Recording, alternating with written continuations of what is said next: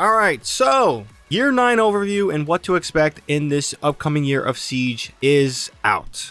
We got some words from the game director, I believe, and then the other guy was a creative director. There's a lot to take in, and before we get into any specifics, I will be honest, I love what I heard. I love a lot of the additions that were going on. However, if somebody told me there wasn't enough juicy content here to be excited about, I would agree with that sentiment, because content-wise, yes, they seem to be slowing down a little bit, like an Operation Health, to focus on a lot of feedback and improving the quality of life with the game, with certain things going on, whether that's how we play the game, whether that's how operators operate, whether or not we can deal with cheaters efficiently. All this stuff is great, but it doesn't sound juicy to a casual player. So I understand the sentiment on that when it comes to the excitement level. But with that being said, if you guys aren't excited, maybe hopefully while watching this video, I can kind of convince you guys to be somewhat excited, because I am looking forward to Year 9. And as they kind of talked about, Year 9 is a year focused on feedback. And one of those main feedback points they mentioned, which wasn't the entirety of the conversation, was anti-cheat being the main focus. And overall, this is music to my ears as someone who plays on PC now. And even for you console players, we have gotten some information of a new anti-cheat system coming for you console players, because I know, as a player who used to be on console, mouse and keyboard users is common on higher ranks. Very unfortunate and very annoying. So seeing some of that stuff come into play, more details on that later, is awesome. Let's talk about content before we get into the nitty gritty. So overview of seasons and operators. Well, we saw yesterday, and we talked about annotation here on screen. Season 1 is going to be featuring deimos. I think it's deimos. This guy is a guy who I think, in the right hands with the right team and coordination, will be a massive power play in the meta, but at the same time, very likely to be banned depending on the situation on hand. I do think he is balancing away with his kit, but that's just my personal simple impression. You can check out that video for more details on that. Now, on top of that, Season 2 will see a recurring remastered recruit, and there will be 2 of them specifically, and they will be able to appear in all playlists. So this is an operator that got taken out.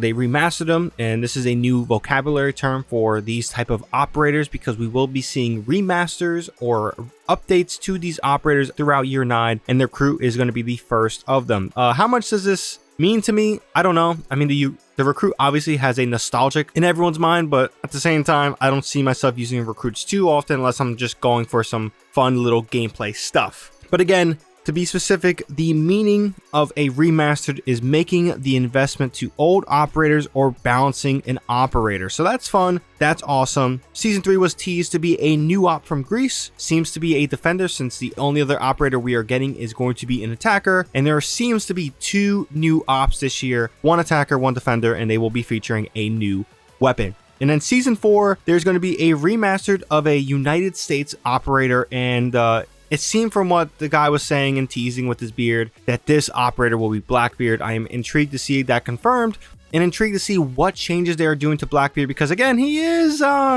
need that remaster. There's a lot wrong with him. I miss the old Blackbeard, but that old Blackbeard also was crazy. So let's see how things go in that regard. Now, sliding over to kind of the non-content stuff, let's talk about player projection. Season 1, they are going to be introducing machine learning and improving bans with new restrictions to entering rank. Now, the new restrictions part, I am intrigued by. I don't know how much it will do to stop smurfs that are committed, or stopping hackers with other new tools to get, new ops and things like that. I don't know how much this is going to do, how much is going to change. So maybe it helps a little bit, but I hope machine learning does improve the ban state and how we ban operators. There's more on that later, but altogether, I think this is a necessary step and a awesome step to be taking with that. Season 2, a little bit on the boring side. They're working on toxicity. The reputation system will actually have an impact. So if you guys are bad players, you guys could potentially be dealt with in game with, not playing ranked or being banned altogether, like efficiently via this system. So we'll see how that works out. And then PC, they want to make it harder to get multiple accounts, or at least play with multiple accounts. I'm summarizing that. They got a little bit too specific for my understanding. I got confusing, like how you guys are going to do that specifically. But again, they're trying to make it harder for multiple accounts. So hopefully to deal with smurfing, which is kind of annoying, but in my opinion, nothing too crazy to deal with. Season 3 is going to be kind of a console anti-cheat update, and they're calling this Mousetrap, and specifically this is console anti-cheat. Now, the main purpose of this is to punish mouse and keyboard users, because technically with a game that has no aim assist on controller, mouse and keyboard is a clear advantage to any situation. Yes, you can have console players with amazing controller aiming skills, but the mouse and keyboard will have an advantage that is considered cheating, and Ubisoft does consider it cheating. So obviously, since this is console, they have to take different approaches, so they will try to throw these mouse and keyboard users into their own mouse and keyboard user lobby. So I guess that is somewhat of a pro. So these guys who want to use mouse and keyboard, just deal with other mouse and keyboard users. Now, on top of that, we'll lead into season 4. These will lead into throwing them into PC lobbies if they have mouse and keyboard. This is eventually going to be a thing. Not sure if it's season 3, but I'm going to throw into season 4 because that's what it sounded like. Now, on top of season 4 stuff, we're going to get live bans. So in-game, more bans as soon as possible. And when a cheater is detected, it will cancel the match, which is nice. I want to see more aggressively. So like, hey, if we spot a cheater in our lobby, can we all vote to cancel the match because of this blatant cheater? Again, maybe some of that could be used as smurfing, but who knows? I don't know the exact way they can do something like that, but hey, the better we are and more efficient we are at banning things, awesome. And then on top of that, something the crowd wasn't too excited about for some reason. I don't really care about this either. Automated text chat monitoring. So like, if you say very bad words, especially stuff that represents hate speech, you will see some moderating on that. But altogether, some stuff that is, I guess you could say, okay.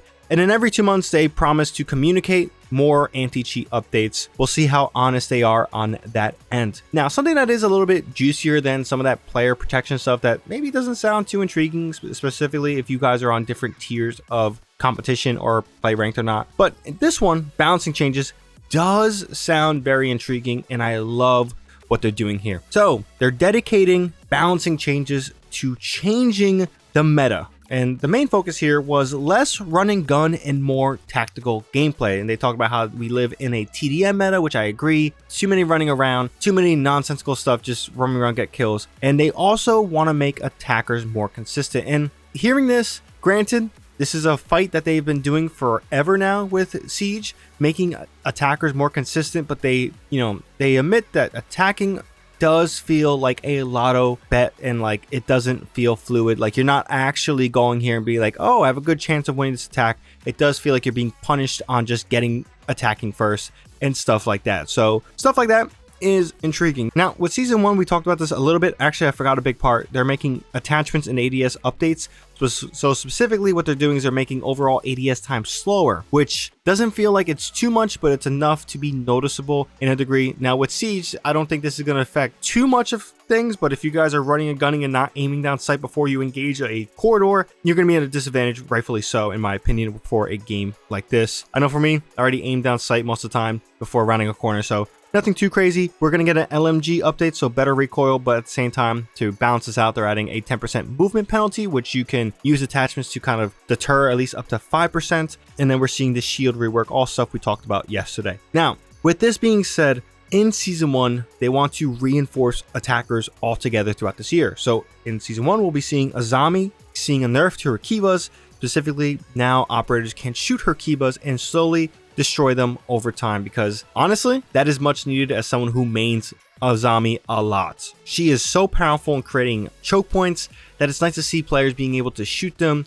to destroy them, at the same time keeping the fact of like, hey, you're making a loud sound when doing this. So all that stuff is awesome. Now in season 2, 2 ways they're reinforcing attackers is they're going to update Fenrir. So his gadget isn't going to be bulletproof anymore. So even if his thing isn't being used and opened, you can still shoot and destroy them, which I think is a nice update. And then Solus will be seeing 2 parts. So in season 2, part 1, for example, they said that you can't use the gadget in the prep phase, which I think is incredibly nice, saves those drones. But yeah, altogether, we're also going to get in season 3 another update to Solus and her ability. So more details on that will follow eventually, but that's pretty much all we got in terms of that. And Dokebi is also going to see a update to how she works, in a way to balance out how strong she is as an attacker, but also probably give her new ways to help her team out in more meaningful ways. And then season 4, they didn't get into any details because they said none of the stuff is announced yet or ready to be announced. So